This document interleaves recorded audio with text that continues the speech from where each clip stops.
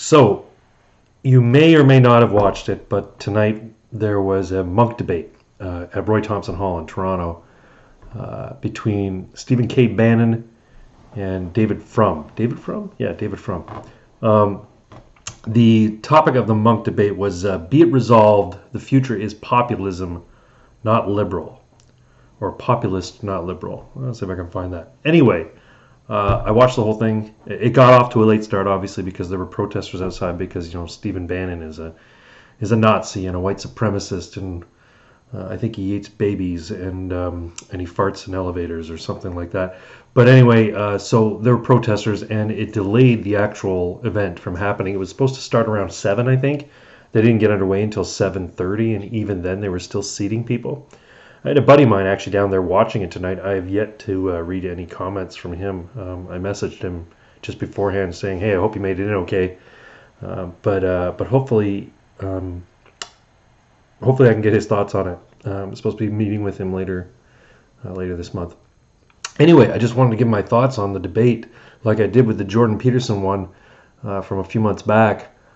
This one, when I saw it on my social media feed, I was like, oh, I really have to see this, because I'll be honest, I'm not a fan of either guys. I'm not a big follower of Bannon. I know how influential he was in the last election. I know his basic philosophy. And David Frum, I've been seeing him for years on Talk News, right? So he's been a pundit on CNN and MSNBC and maybe even Fox, for all I know. But the debate was highly anticipated by me. And I'll be honest, going in, I've seen Bannon speak, and I was a little worried because when he gets going, he can get a little marble-mouthed, and sometimes he goes off on tangents. He's a little schizophrenic in how he's presenting his ideas. And you can see that if you watch the interview he had with Carl Benjamin a few weeks back.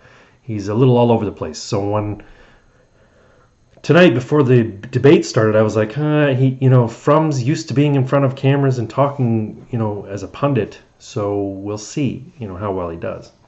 Anyway, he didn't disappoint. He had a few little missteps here and there, but all in all, he presented himself and presented the populist argument really, really well. So much so, in fact, if you haven't watched the full debate, they go over the audience's perceptions prior to and afterwards. So here are the numbers. At the beginning of the debate, they asked how many people were pro the resolution. That is, the future is populist, not liberal, to which Stephen Bannon was arguing for. At the beginning of the debate, it was 28% pro and 72% con. The debate lasted roughly an hour and a half or so. It was a pretty good format, basically opening statements and then 3-minute back and forth that the moderator just let them go back and forth and just ping pong back and forth their ideas, and it was really, really entertaining. But at the end of it, that's where the surprising numbers are, and I'm not gonna tell you what they were. But keep in mind that Frum, he's Toronto boy, and this was in Toronto. He's calls himself a conservative, but based on what he was saying, you know what? I can't help but think he's, the MSNBC, CNN kind of conservative, right? He's much more left-leaning than I think he would like to imagine himself to be. The entire night, he was basically going on about how Donald Trump is all the worst possible things, and he's evil. The fact that he called him evil was kind of it was comical, right? Because this is the kind of hyperbole that you don't typically get in reasonable debates about higher level topics, like political ideology or political movements. But he resorted to name calling. He resorted to smearing Bannon, lightheartedly, I guess, at the worst. But what it came down to was basically he tried to shame the audience if they were on the side of Bannon and the populist and not Trump. He tried to talk about how his side was the virtuous one. And he didn't really present much of anything except to try to undercut the points that Bannon made about the success in the economy in the United States. So Bannon was talking about what led to the populist movement, why it exists, why it's going to continue to exist, and what he foresees as sort of like the mid to long-term strategy of the populist movement. And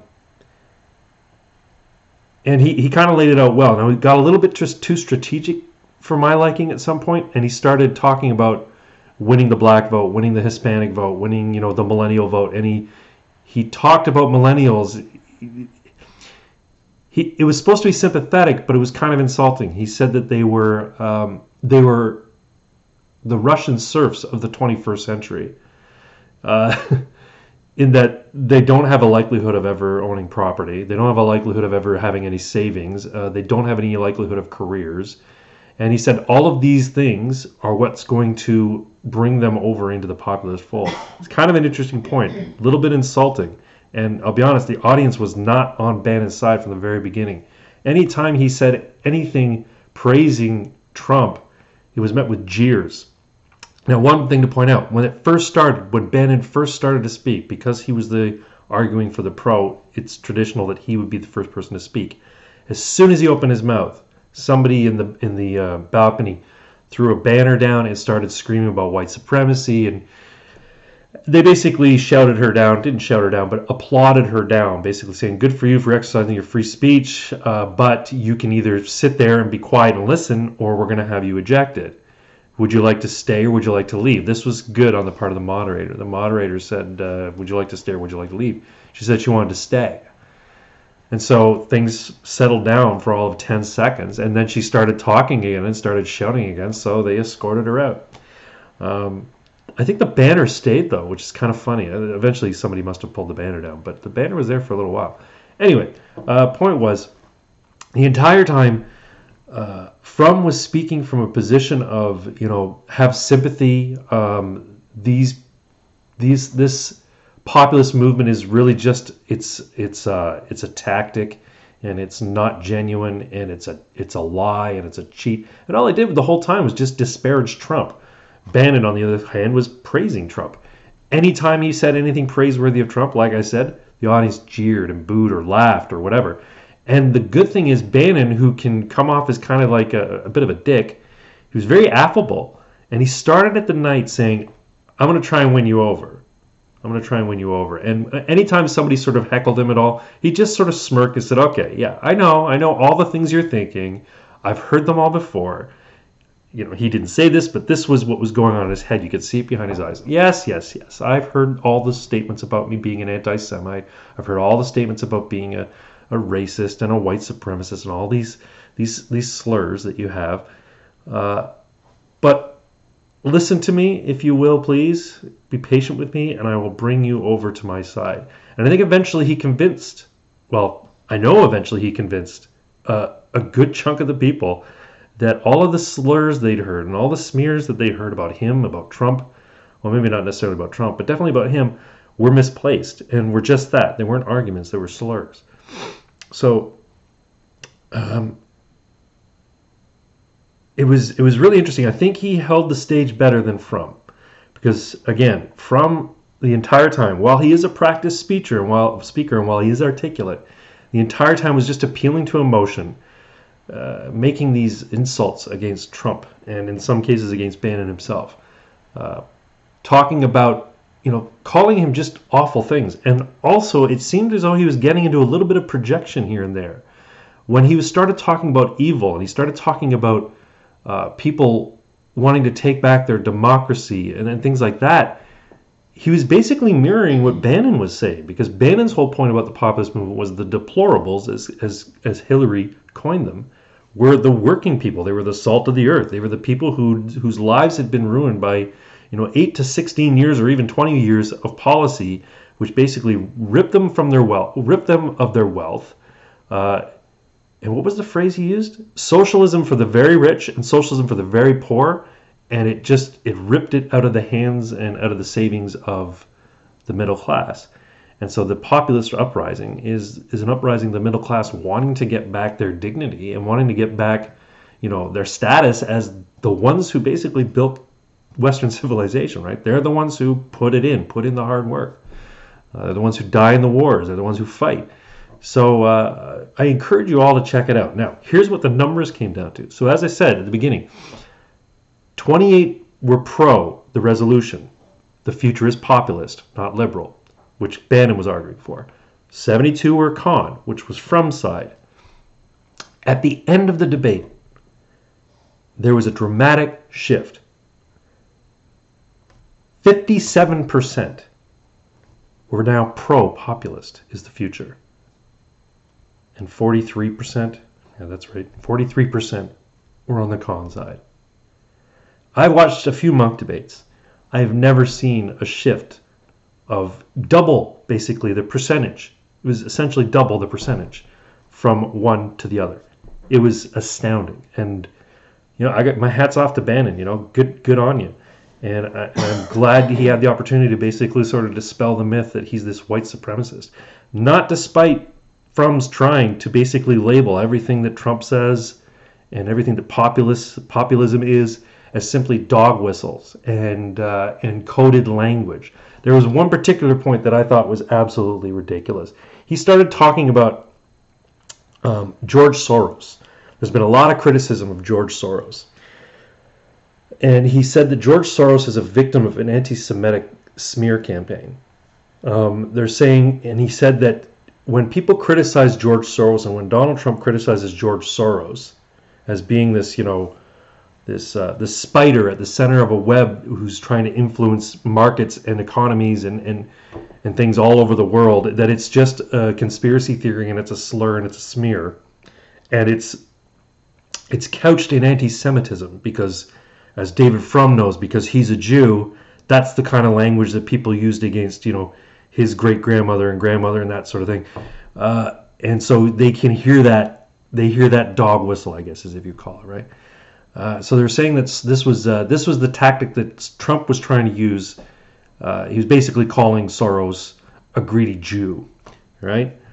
Now Soros, if you're not familiar, and I'm sure you probably are, Hungarian Jew who collaborated with the Nazis when he was a youth in Hungary, and basically stripped people of their wealth as they were being herded onto cattle cars off to the death and labor camps in Nazi Germany and throughout Europe.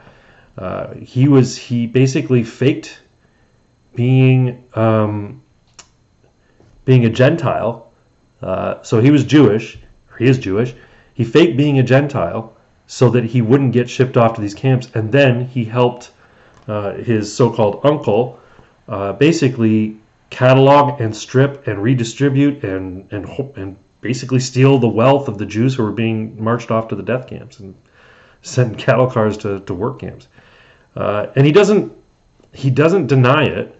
This is this was exposed in 60 Minutes, probably 2 decades ago. Now, if you look at media outlets on the left, they'll say that that's a conspiracy theory. It's not true. He admitted to doing it. He said, yeah, if I didn't do it, somebody else was going to do it. So, I took advantage of the opportunity to stay alive, and yeah, I got involved in it. Now, what he really is at this point now is he's a financier, and he's sort of a globalist in terms of his philosophy, and he basically goes into economies and spreads a rumor in their markets or makes certain plays in the markets and causes entire economies to collapse. He's also responsible for funding NGOs to move migrants from Africa and Asia into Europe. He's been funding it for years. He's funding the migrant caravans from South and Central America up into the United States. He even wrote an article about doing it. He's basically saying why I put $500 million into the migrant caravans. So this is stuff that he's admitted to doing. This is his globalist initiative, right? He's got a foundation called Open. I think it's called the Open Society or something like that. Open Society Foundation. He basically wants to tear down borders and make one big global economy, to which he and a very few select group of other people will be sitting at the head. Now, I don't care if he thinks his reasons are noble. No one should have that much power and that much influence over the economies and the lives of everybody. And for Frum to come down and argue in defense of Soros either shows a complete lack of understanding about who the guy is, a complete ignorance of the guy, or he's just bought into the MSNBC narrative, the CNN narrative, and he's just ignorant of this, which is, surprising to say. I don't want to say he's ignorant, but it seems as though he is. Now, maybe I'm completely biased. Maybe, the stuff that I'm witnessing or reading or watching or being exposed to is not altogether accurate. But I've seen it from a number of sources, mainstream and otherwise. So I'm inclined to, trust my instincts on this. And I'm inclined to believe him when he's, take him at his word when he says this is his plan and this is what he wants to do. So Bannon's main point throughout the whole thing was, look, populism is coming whether you like it or not, it's an interesting tactic in a debate. You don't even concede that there are arguments against your point. It's a foregone conclusion. His position, the future is populist, not liberal. For him, it's a foregone conclusion. He says the only difference is it's going to either be, a right-wing, capitalist center, nationalist-centered populism, or it's going to be a left-wing, socialist-centered, and, globalist-centered populism. And it's up to you folks to decide. So he's speaking in kind of prophetic, kind of apocalyptic terms. But Frum was as well. And Frum was basically saying that if you supported Trump and you support this populism, in 50 years, your kids are going to look at you and think you're evil. This is the kind of thing that Frum was saying. And if you're on our side, you will be judged as good. Not the best way to win an argument. And once again, as I said, Frum was a bit of a pearl-clutching, sort of like finger-wagging elitist snob when it comes down to it. He didn't undercut anything that Bannon had to say, and he didn't dismantle any of Bannon's points. Bannon took the point of, look, this is a foregone conclusion. You got a choice. This is what's going to happen. It's either going to be this or it's going to be this. My populism is good. The Bernie Sanders kind of populism is bad. And he basically utilized people's natural distrust or disfavor with government. And I think there is that sort of subconscious hatred of government right now in Canada, despite us being very liberal, despite us being pro-nanny state to a degree. I think with the movements of the Liberal government and the Kathleen Wynne government in Ontario up until Ford's election, I think people are starting to get sick of government overreach and centralization of power to federal governments and large governments that basically usurp, freedom from everyday citizens. And Bannon preyed on that, and it obviously worked because, like I said, went from 28% people agreeing with him in the audience to 57% of people. Now, I haven't seen the online numbers because they opened the poll up to the people who were watching online as well. Those numbers, as I understand it, were simply from the audience in the room, and there was about 2,000, 2,800 or something like that in the room. So that's pretty impressive, and Frum was surprised by it. You could see when the numbers came up, he had this deer in the headlights, like, oh my God, kind of look on his face. But he took it in stride, and the two men walked off stage with their arms on one another's shoulders. So I'm glad that the debate was as congenial as it was, I guess, and as what's the word? Measured. And I think it's important. And this particular outcome proves that more than anything else, because when you have a debate where people are talking the points, when people are actually, debating in a civil tone, despite Frum's attacks on Trump, I mean, he's an easy target. I get it. And it's also an easy get from your audience, right? He's vastly unlikable, especially here in Canada. But when you have a civil debate, minds can change. So when people say no, people are set in their ways, people are just in echo chambers and people, they don't change their minds. That's bullshit. Given the opportunity, people, if presented with two sides of a debate, by people who know what they're talking about and can articulate their ideas properly, their minds can be swayed if they're open to being swayed. And I guess there were enough people in there open to being swayed, so that's great. And I want to see more Munk debates like this one. I think this was a better one than the Peterson, Eric Dyson, Michelle Goldberg, Stephen Fry, even though I really like that one too. But anyway, just wanted to get my thoughts out on there. And yeah, I like you to make some comments in the comment section. Like and subscribe if this is the first time seeing one of these videos. Check out other stuff on my channel. It's mixed with stuff, mostly me in the car. But let me know what you think, and I hope you all watched it. I hope you get a chance to watch it if you didn't, and I'd like to know your ideas. So thanks very much for taking the time to listen to me, and take care.